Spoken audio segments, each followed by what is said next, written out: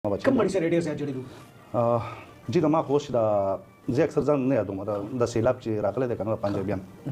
دغه ماشومانان او دا چې تللي دي نو دا لکه زما اوس هم زه قسم دی که دا یا ویډیو ګورم یا زه د دې دا خبره چې کېږي که نو زما زړه ډېر کلک دی خو اوس هم ما لکه جړه راځي د هغې هغه اوس ما اوس ډېره زیاته خرابه شوې د هغې لږ پرې رڼا واچو سترګې خو دې وخت کې راغلې چې ته وجړولې سو نو هغه وخت کې خلک ولاړو انسانان پکې نو چې چا په کار دا و چې لکه ډېر خلک ولاړو ډېر زیات تماشبین ځکه زموږ په معاشره کې هم داسې ده چې موږ همیشه لته ورکو خو لاس نه ورکو نو بایپاس موږ ورو د ادارې د کې پولیسو د کې ریسکیو والا دنیا خلکو خو لاس نه ورکو نو بایپاس موږ ورو د ادارې د کې پولیسو د کې ریسکیو والا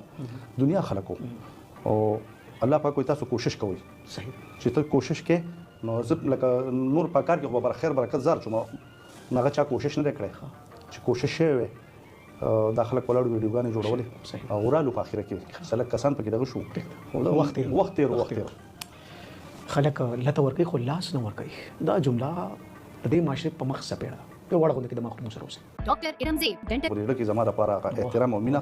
لکه زه ډېر زیات ویرېږم زه توبې وباسم زه چې په یو ځای ته لاړ شم پرې خړو پړو جامو کې زه یا داسې دا ګورنر صاحب داسې ما هسې راغواړي روټ یا زه لاړ شم او په رشته کې لکه څنګه چې اوس رانه باندې موټرسایکل باندې نو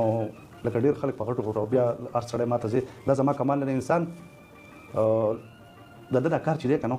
دا زنده انسان عظیم نه دی ساره په بهر د خلکو دا ټینشنونه ته په څه خوشحالې یاره چې لکه زه د چا سره د یو بیمار سره وځم یو مړی ویسم د یو مړی ولامبوم ځکه شکر الحمدلله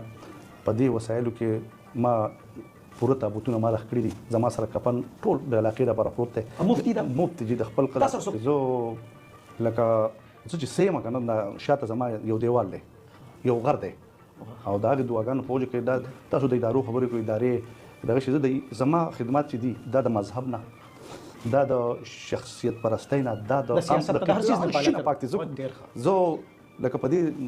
د اوس چې دا سیلاب راغلی بونیر ته لاړو زموږ د سیک کمیونټي لکه اقلیتي برادرۍ زه چې لاړم هلته لاول او هغو ته ما وکتل د هغو دا دوکانه لري خټو مټو موږ په منګوره کې یوه نیمه میاشت صفایانې کړي دي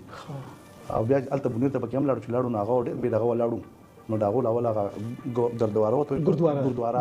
هغه یو پاکه کړه ما د جومات او د دې مسلمانانو زموږ د دې کمیونټي د هر څومره مخکې موږ ګیله وشو هلته راغله دوکانونه یقین وکړه هغو